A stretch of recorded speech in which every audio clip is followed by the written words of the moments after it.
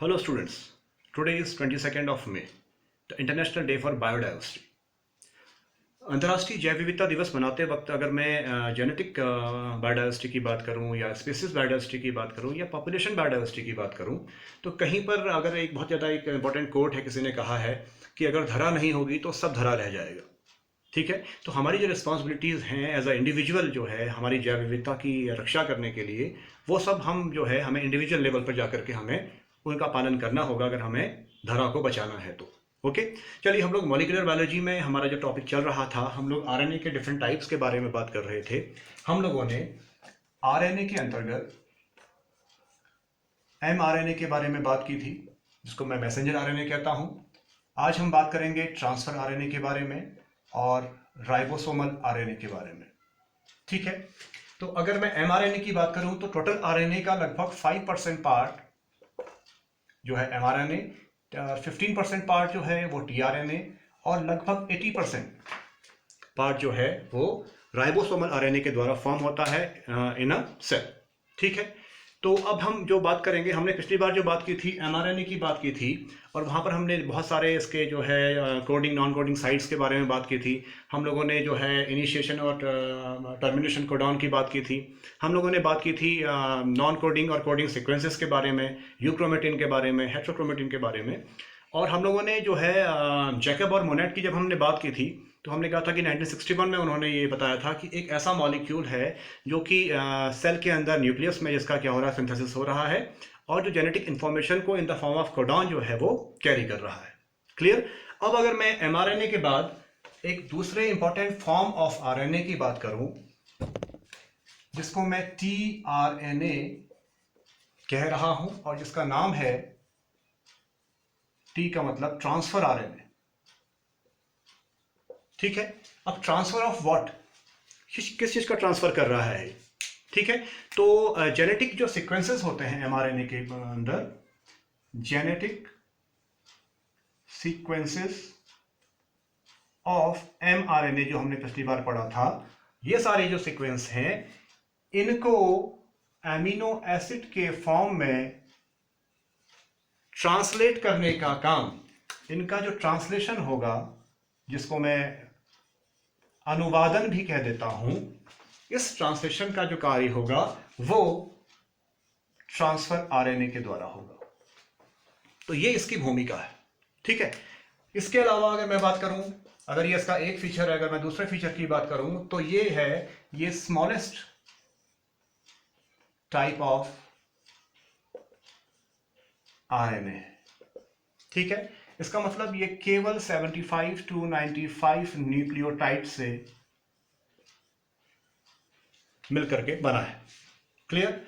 दूसरा, इसको एक और नाम दिया जाता है सॉल्युबल आरएनए। इसका मतलब यह है कि ये 1 MnACl यानी कि 1 मोलर सोडियम क्लोराइड में सॉल्युबल है। क्लियर है। इसका एक और नाम जो है बाद में दे देते हैं, एडेप्टर आरएनए। ठीक है, तो एडेप्टर का मतलब क्या है कि ये अडेप्ट करता है जेनेटिक इंफॉर्मेशन को और कैरी करता है उसको एमिनो एसिड की साइट में, साइट ऑफ अमाइनो एसिड, जो कि क्या है आपको पता है, राइबोसोम्स। ठीक है, तो इसीलिए इसका एक और नाम है एडेप्टर। ठीक है, ये सिंगल स्ट्रैंडेड होता है। ठीक है, जैसे कि आपको पता है कि सारे के सारे जितने भी आरएनएस हैं वो क्या है, सिंगल स्ट्रैंडेड आरएनए है। ठीक है, तो it is a SS RNA. Clear. इसके अलावा 20 टाइप ऑफ टीआरएनए पाए जाते हैं। ठीक है, जो 20 प्रकार के अमाइनो एसिड्स को क्या करते हैं, कैरी करते हैं। ठीक है, तो यानी कि 20 प्रकार के अमीनो एसिड्स पाए जाते हैं, तो उतने ही प्रकार के क्या होंगे, ट्रांसफर आरएनए भी होंगे। ठीक, इसका जो एक स्ट्रक्चर है that is known as clover leaf structure. ठीक है, तो क्लोवर लीफ स्ट्रक्चर जो है वो एक क्लोवर लीफ पाई जाती है बेसिकली। ठीक है, अगर मैं उसका स्ट्रक्चर बनाऊं इस प्रकार से,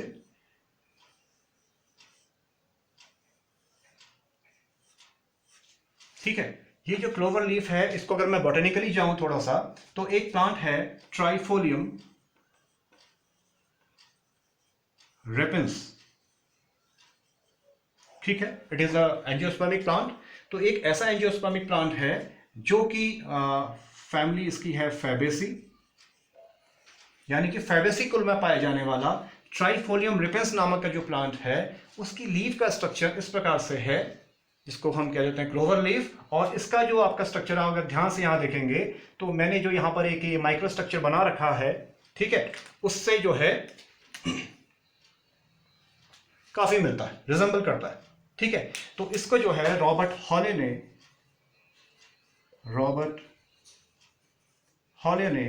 1965 में ये स्ट्रक्चर जो है प्रपोज किया था, उस समय जब वो ईस्ट में आरएनए का सिंथेसिस कर रहे थे। तो during the synthesis of east RNA, Robert Hawley proposed the structure of clover leaf model इन 1965।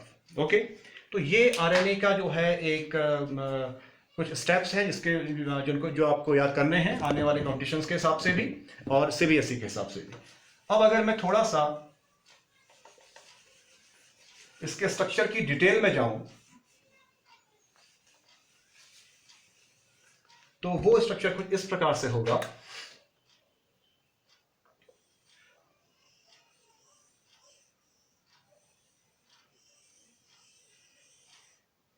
यहां पर एक लंप होता है और यहां पर फिर से इस प्रकार से ये एक स्ट्रक्चर जो है आपको दिखाई देगा। ये वाली आर्म जो है थोड़ी सी बड़ी होगी, ठीक है।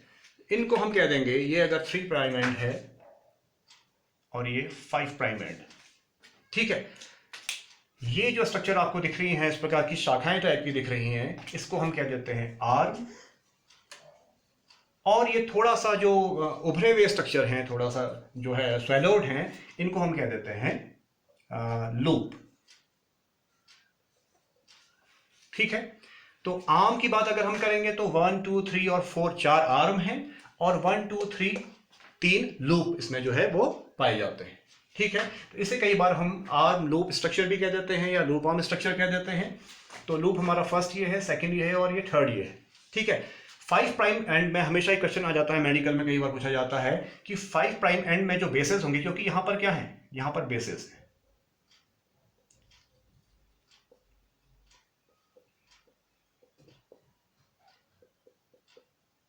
ठीक है। यहां पर जो है इंट्रामोलिकुलर बेस पेयरिंग भी हो रही है।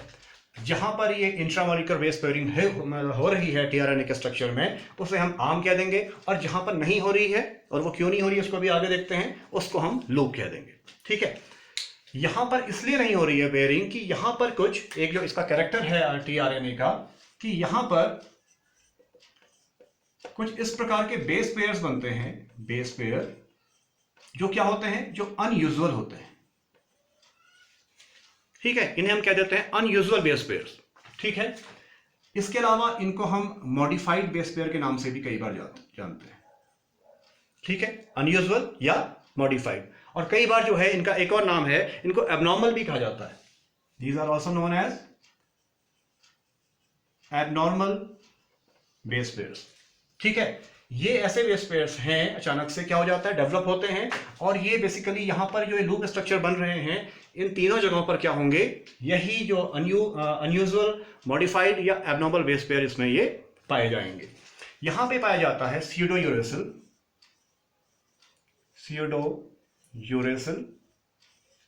ठीक है, as an abnormal base pair.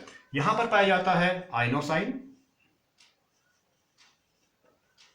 और यहां पर पाया जाता है DHU या डाई हाइड्रो यूरेथ्रिन, ठीक है। तो ये इसको हम DHU भी कई बार कह देते हैं। तो ये तीन जो हैं, ये इस प्रकार के बेस पेयर हैं जो थोड़ा सा क्या हैं, मॉडिफाइड हैं, अनयूजुअल हैं, और यहां पर जो है ये एबनॉर्मल भी कहे जाते हैं। इनके थ्रू जाकर के यहां पर प्रोजेक्शन हो जाता है। क्लियर हो गया। अब ये जो स्ट्रक्चर अभी मैंने आपसे कहा था कि ये स्ट्रक्चर कैसा है, सिंगल स्ट्रैंडेड आरएनए है ये भी, ठीक है। तो जो टीआरएनए है वो भी क्या है, सिंगल स्ट्रैंडेड स्ट्रक्चर है। लेकिन अगर इसको आप इसका स्ट्रक्चर आप देखेंगे तो ऐसा लग रहा है कि ये डबल स्टैंडर्ड, ठीक है। ऐसा इसलिए होता है बेसिकली क्योंकि अगर मैं जो मेरा सिंगल स्टैंडर्ड स्ट्रक्चर है टीआरएनए का, अगर इसको थोड़ा सा उठाऊं, ठीक है, तो क्या होगा कि इसके जो भी जिसमें जो बेस लगे हुए हैं वो बेस आपस में पेयरिंग कर देते हैं। जब आमने सामने आते हैं इस प्रकार से तो उनके बीच में पेयरिंग स्टार्ट हो जाती है। पेयरिंग होने की वजह से क्या होता है कि इस प्रकार का स्ट्रक्चर फॉर्मेशन इसमें होता है, जहां पर एक ही स्ट्रैंड के जो बेसेस हैं वो आपस में पेयरिंग कर देते हैं, उनके बीच में हाइड्रोजन बॉन्ड फॉर्मेशन होना स्टार्ट हो जाता है, ठीक है। तो ये स्ट्रक्चर बनता है। 5 प्राइम एंड में हमेशा ये क्वेश्चन आता है, नीट में कई बार आ गया है मेडिकल एग्जामिनेशन में, कि यहां पर कौन सा बेस होता है। तो यहां पर आपको पता होना चाहिए कि यहां पर हमेशा ग्वानिन होता है, ठीक है जी, जिसको हम ग्वानिन भी कहते हैं, ठीक है। यहां पर जो सीक्वेंस होती है बेस पेयर की 3 प्राइम एंड में वो CCA होती है, ठीक है। अब क्योंकि ये 3 प्राइम एंड है तो यहां पर जो है फंक्शनल ग्रुप के रूप में हाइड्रोक्सी ग्रुप यहां पर जो है प्रेजेंट रहता है। इसके अलावा यहां पर जो है ये जो साइड होती है यहां पर जो है अमीनो एसिड जो है अटैच करते हैं, ठीक है। तो इसको हम अमीनो एसिड अटैचमेंट साइड भी कह देते हैं और कई बार इसको हम अमीनो एसिड बाइंडिंग साइड भी कह देते हैं, बाइंडिंग या फिर अटैचमेंट साइट। तो 3 प्राइम जो आपकी साइट है that is known as amino acid या बाइंडिंग या फिर अटैचमेंट साइट। इसके अलावा हमारा ये जो फर्स्ट लूप है, या फिर इसमें फर्स्ट सेकंड और थर्ड लूप की बात करूं, इसको हम कह देते हैं T-Psi-C लूप। जो फर्स्ट लूप हमारा है इसको T-Psi-C लूप भी कहा जाता है, ठीक है। इस T-Psi-C में T क्या है? T इज थायामीन, ठीक है। अब आपको पता है कि थायामीन तो डीएनए में होता है, आरएनए में तो होता है नहीं। तो ये क्या है? It is a exceptional case. यहां पर ये पाया जाता है कि यहां पर आपको हमेशा याद रखेंगे कि 3 प्राइम एंड है उसके बाद जो फर्स्ट लूप है वहां पर थायामीन प्रेजेंट होता है लूप में, इसलिए उसको T-Psi-C लूप कहते हैं। अब इसमें जो ये साई है इट इज स्यूडो यूरेसिल जो कि एक एब्नॉर्मल बेस पेयर है, और सी आपको पता है साइटोसिन है, ठीक है। एक लूप हमारा जो सेकंड लूप यहां पर है इसको हम कहते हैं एंटी कोडॉन लूप। अगर मैं इसको इधर कर दूं it is known as anti codon loop, ठीक हो गया। अब ये एंटी कोडॉन लूप जो है बेसिकली इसका मतलब क्या हो गया कि अगर मैं यहां पर एक एमआरएनए का स्ट्रैंड फॉर्म करूं, उसका भी अगर ये 5 और 3 प्राइम एंड है, तो आपको पता है कि इसमें जो है निश्चित दूरी पर क्या होंगे? नाइट्रोजनस बेसेस लगे होंगे, ठीक है।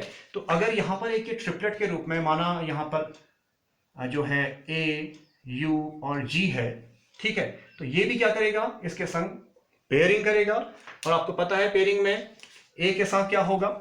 हमेशा थायामीन होता है in the case of DNA, पर यहां पर क्योंकि आरएनए है तो यहां पर ये U के साथ बॉन्ड फॉर्मेशन करेगा, U A के साथ करेगा, ठीक है, और G जो है वो C यानी कि साइटोसिन के साथ बॉन्ड फॉर्मेशन करेगा, और यहां पर बनेगा एक एंटीकोडॉन लूप।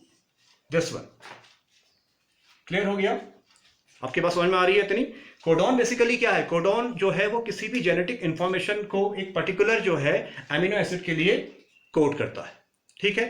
अब ये वाला जो लूप है ये डिसाइड ये करेगा कि कौन सा एमिनो एसिड जो है यहां पर जाकर के अटैच होगा।